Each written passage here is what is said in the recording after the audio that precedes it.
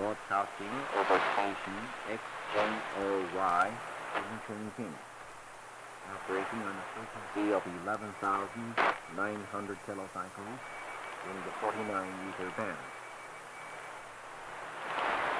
Here the news from Chungking.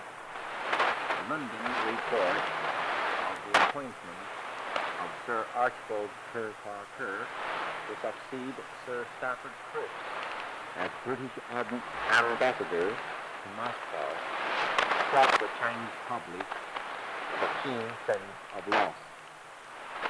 During his tenure of office as ambassador to China, official sources here point out, Sir Archibald has contributed immensely toward a thorough understanding in England of the policies of China and vice versa. His accomplishments and indefatigable efforts in promoting Sino-British friendship at a time when both Britain and China are passing through the most critical period of their history will always be cherished in fond remembrances by the Chinese people, they stated. Sir Archibald's amiability, his progressive spirit, and his broad understanding of the Chinese people have won for him the reputation of being the most popular and successful diplomatic representative Britain has ever sent to China. Now that we have to wish Sir Archibald Godspeed on his new mission to Moscow, there is one comforting thought. We must not regret that we shall be deprived of his immediate services. Rather, we should look forward to his further success in the work of bringing closer together the anti-Axis powers in the Pacific, which is in fact what he has been working for during the past 4 years, as official circles here stated. Similar sentiments of the Chinese people were expressed in the meantime by all newspapers in Chungking today, paying tribute to Sir Archibald for his great statesmanship and splendid diplomatic career. People daily news enumerated his outstanding achievements during the past 4 years of service as ambassador to China. The Chinese official organ called Sir Archibald a close friend of Mr. Anthony Eden, British Foreign Secretary, pointing out that his appointment as ambassador to China to succeed Sir Hugh Montgomery Matchball Hugerson at a time when Mr. Eden was determined to strengthen Anglo-Chinese friendship while Japan was intensifying her military aggression in China. The Central Daily News recalled that Mr. Eden's resignation from the Chamberlain cabinet shortly after Sir Archibald's appointment to China had left him for a long period of time in an embarrassing situation, in which, however, he continued his magnificent efforts in bringing about closer relations and deeper understanding between his own government and people and those of China. Sir Archibald was likened unto a fish in captivity returned to its natural habitat of water, when at long last Mr. Churchill came into power as British Prime Minister, and Mr. Eden once again took up the foreign portfolio, following the sad close of the Battle of France. Japan's treacherous attack on Pearl Harbor and the simultaneous outbreak of the Battle of the Pacific 6 weeks ago has proved beyond doubt the soundness of Sir Archibald's consistent policy, as well as his penetrating insight in the Far Eastern situation, was further pointed out, adding that for his signal contribution to the cause of the United Nations, both the Chinese people and the people of Britain owe Sir Archibald an immense debt of gratitude. While we regret to lose this great friend in youth, we cannot but congratulate him on his new mission as ambassador to Moscow, with a firm belief that he will always be a good friend of the Chinese people. His dignity and remarkable sense of humor, as well as the manner in which he has shared our struggle, will remain as an inspiration in this country for a long time to come. Meanwhile, we believe with equal conviction that Sir Archibald's new mission will succeed in achieving closer Anglo-Soviet collaboration for the good of our common cause.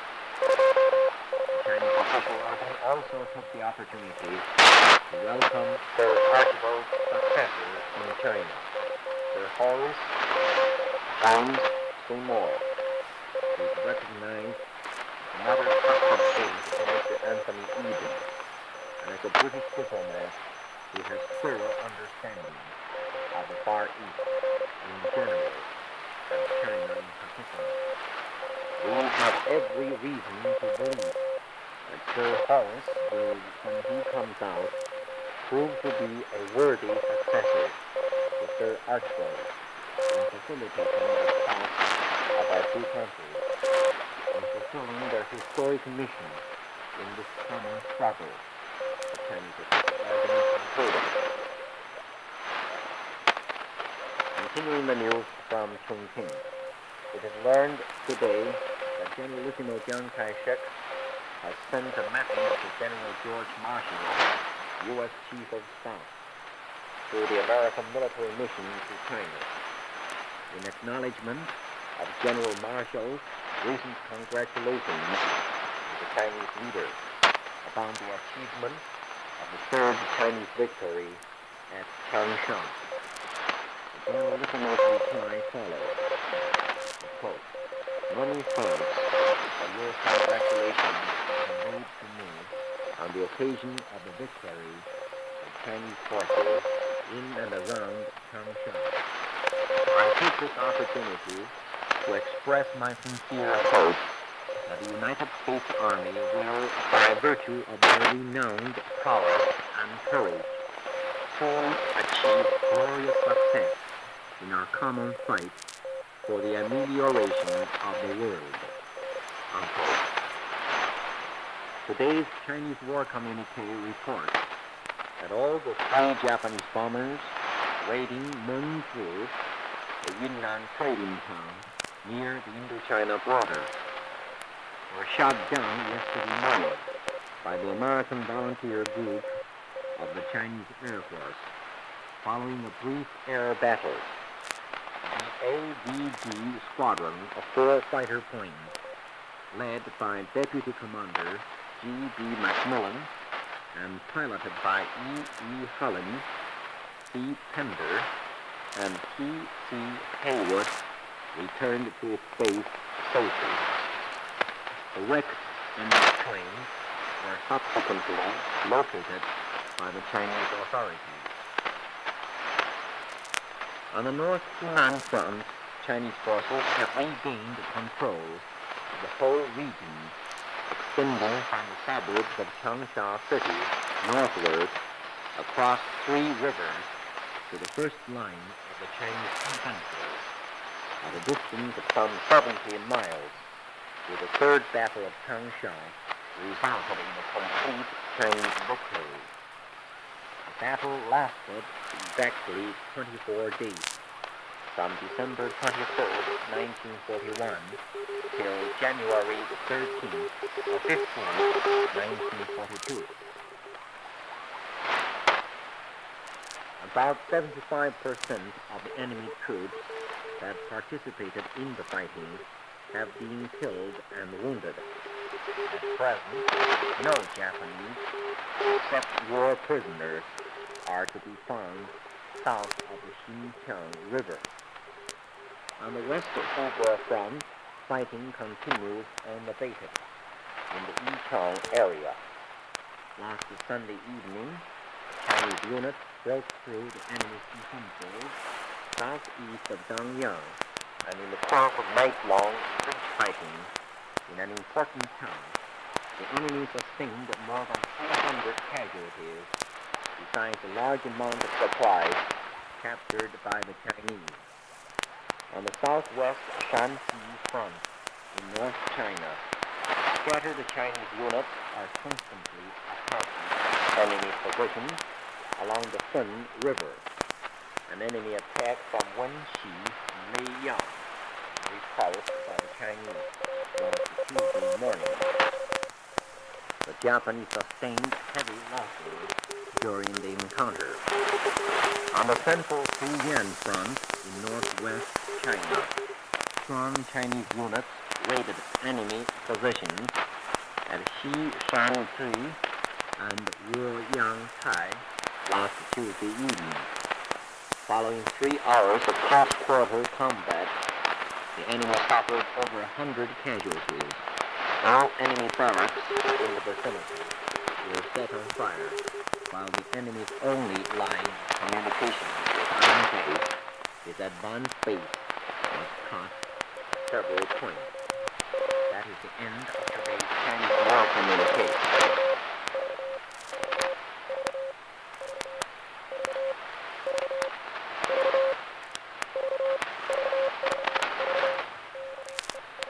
Takeji Shibuya, Japanese private who deserted his unit along the Canton-Kowloon Railway and surrendered to the Chinese forces toward the end of last month, is expected to arrive in Shouguan shortly, Shouguan being the wartime capital of Chungking province. As Shibuya was the center of a considerable popularity in Japan, popular organizations in Shouguan are making arrangements for him to give a concert when he comes to Shouguan. In Singapore, more than 1,000 Chinese have offered their services to fight against the Japanese invaders in Malaya. Among them are 30 men who have previously served under the Chinese 19th World Army, another guerrilla unit in North China. So properly learned in Singapore, these Chinese volunteers are prepared to receive training from British instructors and later be led by British officers to fight for the common cause. Training, especially in guerrilla tactics, is expected to begin soon. Also in Shouguan, Mr. Xu Shiyin, acting chairman of the National War Relief Commission, announced that he was sent to Guangdong province with $1 million Chinese dollars as urgent relief for refugees from Hong Kong, Kowloon, and the new territories, and that the commission is preparing an elaborate scheme for the benefit of war refugees from abroad. Messages from General Jiang Kai-shek and Dr. Hu were read by Mr. Xu at public reception yesterday afternoon given in his honor. The acting chairman of the National Relief Commission also reported on the activities of the commission since the outbreak of the Pacific War, paying tribute to the patriotic role of the overseas Chinese.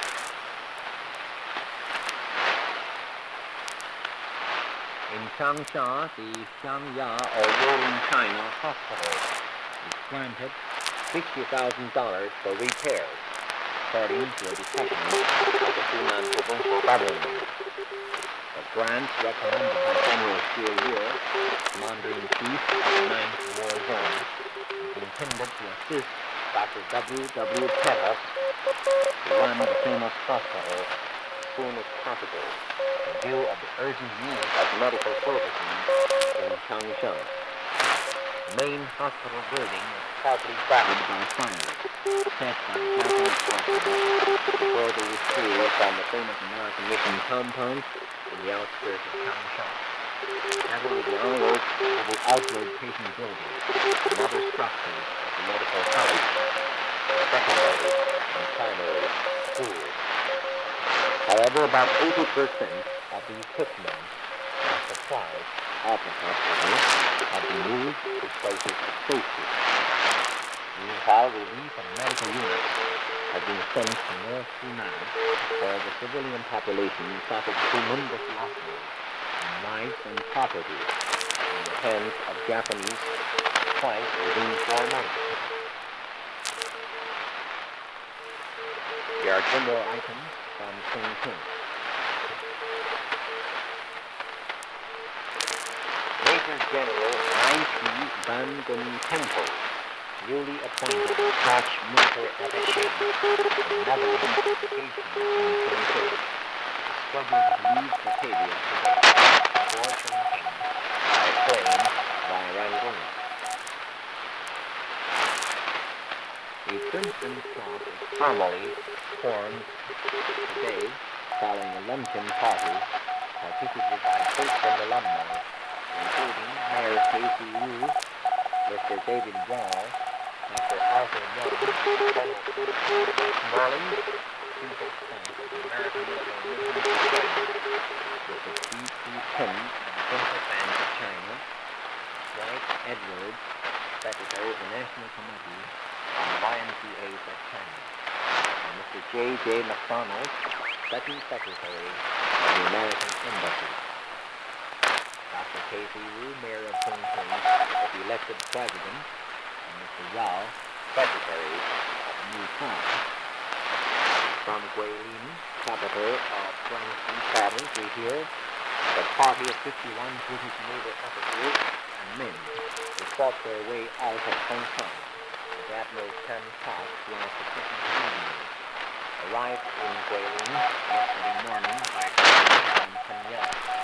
After a brief rest of several hours, the British party left the same train for Wuzhou, Central Guangxi, whence they will board buses to proceed to Burma.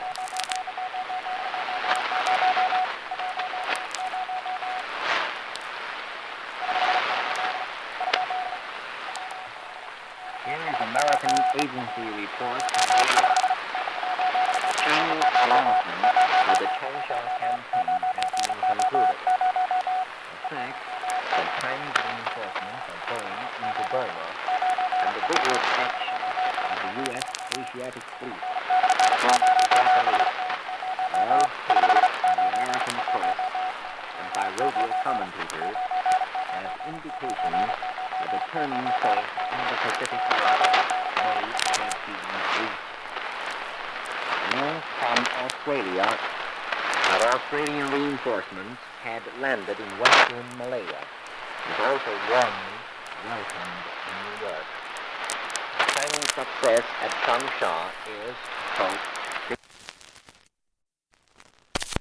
China, broadcasting over the Central Broadcasting Station, XGOA, and the Chinese International Broadcasting Station, XGO1, in Chungking, in simultaneous transmission with the Guizhou Broadcasting Station, XPSA, and the Kunming Broadcasting Station, XPRA. Here's news from Chungking. The London report of the appointment of Sir Archibald Carter to succeed Sir Stafford Cripps as British ambassador to Moscow struck the Chinese public with a keen sense of loss. During his tenure of office as ambassador to China, official circles here pointed out last night, Sir Archibald has contributed immensely toward a thorough understanding in England of the policies of China and vice versa.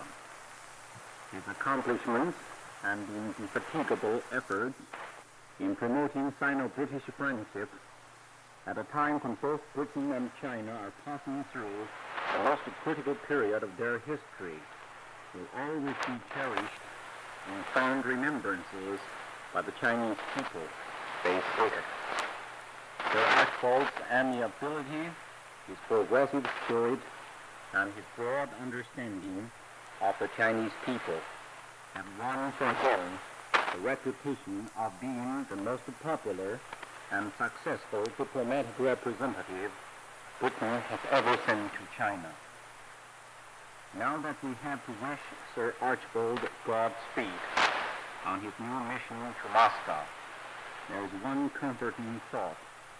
We must not regret that we shall be deprived of his immediate services. Rather, we should look forward to his further success in the work of bringing closer together the anti-Axis powers in the Pacific, which is in fact what he has been working for during the past 4 years, Chinese official circles here stated. Similar sentiments of the Chinese people were expressed in the meantime by all newspapers in Chungking today, paying tribute to Sir Archibald for his great statesmanship and splendid diplomatic career. The Central Daily News enumerated his outstanding achievements during the past 4 years of service as ambassador to China.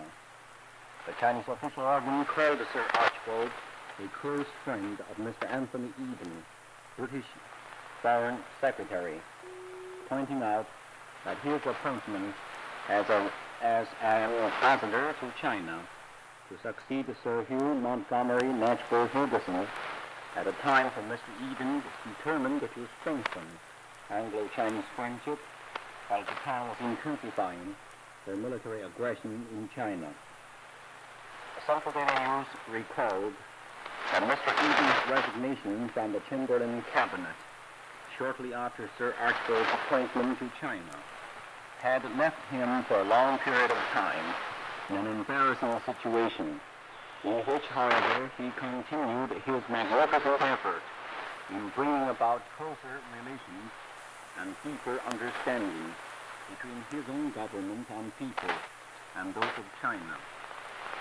Sir Archibald was likened unto a fish in a captivity returned to its natural habitat of water, when at long last Mr. Churchill came into power as British Prime Minister, and Mr. Eden once again took up the foreign portfolio, following the sad close of the Battle of France. Japan's treacherous attack on Pearl Harbor and the simultaneous outbreak of the Battle of the Pacific 6 weeks ago has proved beyond doubt the soundness of Sir Archibald's consistent policy, as well as his penetrating insight in the Far Eastern situation, which was further pointed out, adding that for his signal contribution to the cause of the United Nations, both the Chinese people and the people of Britain owe him an immense debt of gratitude. While we regret to lose this great friend in end, we cannot but congratulate him upon his new mission as ambassador to Moscow, with a firm belief that he will always be a good friend of the Chinese people.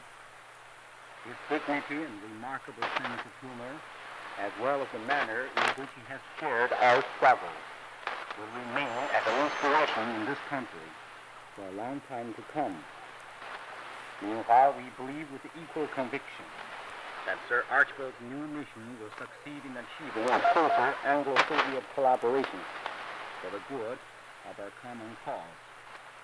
The Chinese official organ also took the opportunity to welcome Sir Archibald's successor in China, Sir Horace James Seymour, who is recognized as another trusted aide to Mr. Anthony Eden, and as a British diplomat who has thorough understanding of the Far East in general and China in particular.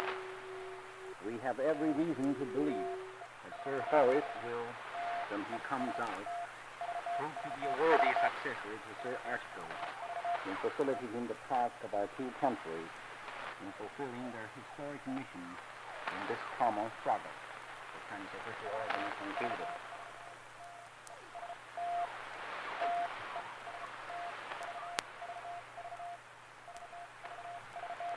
Continuing the news from Chungking.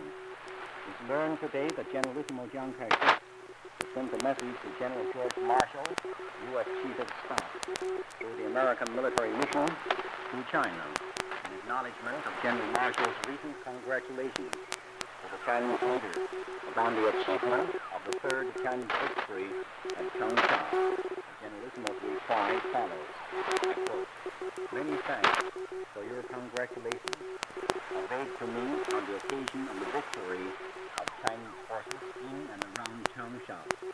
I take this opportunity to express my sincere hope that the United States Army will, by virtue of their renowned prowess and courage, soon achieve glorious success in their common fight for the amelioration of the world." Unquote. Today's Chinese War Communique reports that all the three Japanese bombers raiding Mengfu, a Yunnan trading town near the Indo-China border, yesterday morning were shot down by the American volunteer group of the Chinese Air Force, following a brief air battle. The AVG squadron of 4 fighter planes, led by Deputy Commander G.B. McMillan and piloted by E.E. Hallam, C. Pender, and C.C. Haywood, returned to space safely. The wrecked enemy planes were subsequently located by the Chinese authorities. On the North Hunan front, Chinese forces have regained the control of the whole region, extending from the suburbs of Changsha City northward across the 3 rivers to the first line of the Chinese defenses. At a distance of some 70 miles, the third battle of Changsha resulted in a complete Chinese victory. The battle lasted exactly 24 days, from December 23rd, 1941, till January 16th, 1942. About 75% of the enemy troops that participated in the fighting have been killed and wounded. At present, no Japanese except the war prisoners are to be found south of the Xinqiang River. On the West Cathedral front, fighting continues unabated in the Yichang area. Last Sunday evening, Chinese units broke through the enemy's defenses southeast of Dangyang, and in the course of night-long street fighting in an important town, the enemy sustained more than 300 casualties, besides a large amount of supplies captured by the Chinese. On the southwest of Shanxi front in North China, scattered Chinese units are constantly attacking enemy positions along the Feng River. An enemy attack from Wenxi and Leiyang was repulsed by the Chinese last Tuesday morning. The Japanese sustained heavy losses during the encounters. On the central Fujian front in northwest China, strong Chinese units raided enemy positions at Xishanzui and Luyankai last Tuesday evening. Following 3 hours of close-quarter combat, the enemy suffered over 100 casualties. All enemy barracks in the vicinity were set on fire, while the enemy's only line of communication with Anzhi, his advanced base, was cut at several points.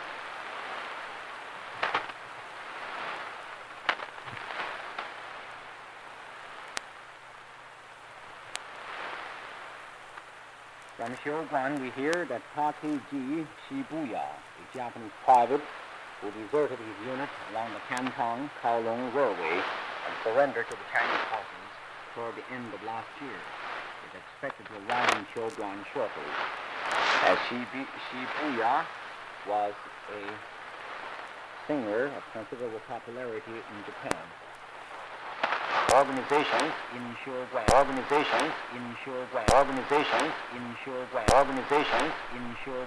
making arrangements for him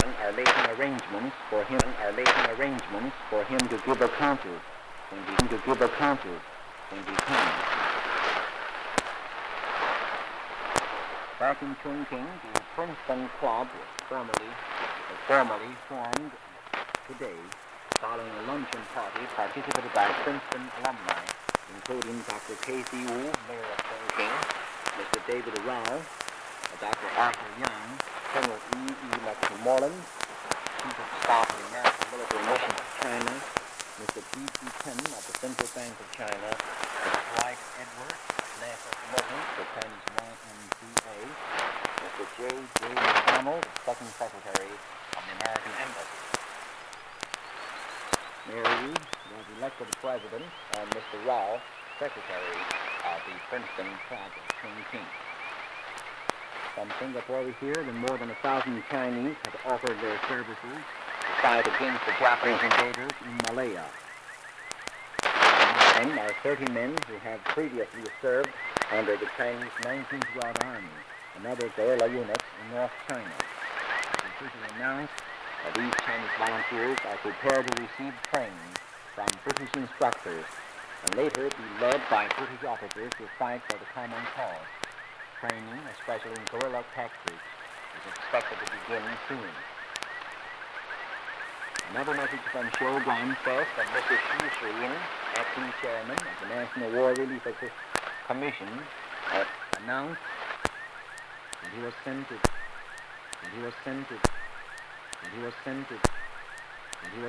Guangdong with $1 million, of urgent relief for refugees from Hong Kong, Kowloon, and the New Territory, and that the Commission is prepared,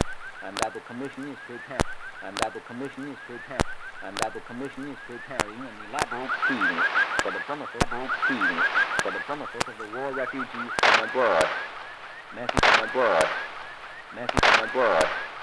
Messages from Generalissimo Chiang Kai-shek and Dr. H.H. Kung were read by Mr. Xu at a public reception in Shogun yesterday afternoon, given in his honor. The relief workers also reported on the activities of the Commission since the outbreak of the Pacific War, paying tribute to the patriotic role of the Chinese overseas. From Changsha,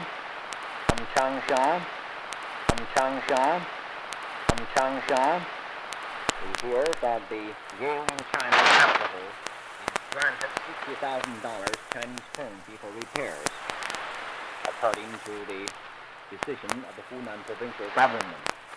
A grant recommended by General Xie Yue, Chinese Commander-in-Chief of the 9th War Area, is intended to assist Dr. W.W. Pettus to run the famous hospital as soon as possible in view of the urgent needs of medical services in Changsha. The main hospital building was partly battered by fire set by the Japanese before they withdrew from the famous American Mission compound, together with the outward patient building and other structures of the medical college, the secondary and primary schools. However, about 80% of the equipment and supplies of the hospital have been moved to places of safety. The entire relief and medical units have been sent to North Hunan, where the civilian population suffered tremendous losses in lives and property from the hands of the Japanese twice within 4 months. In Guilin, we hear that a party of 51 British naval officers and men who fought their way out of Hong Kong, the Admiral Chan Chart, arrived in Guilin yesterday morning by train from Pyongyang. After a brief rest for several hours, the British party left on the same train for Liuzhou, since they would proceed to Burma by bus. Back in Chungking again, Major General I.P. Van Den Temple, newly appointed Dutch military attaché to the Netherlands Eastern Legation in Chungking. Is scheduled to leave Batavia today for Chungking time by Rangoon.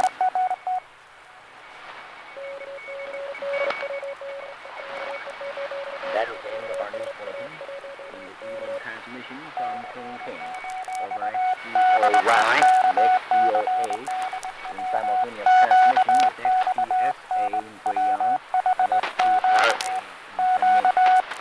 We continue this program now over XGOY, the Voice of China's regular news bulletin in Chinese.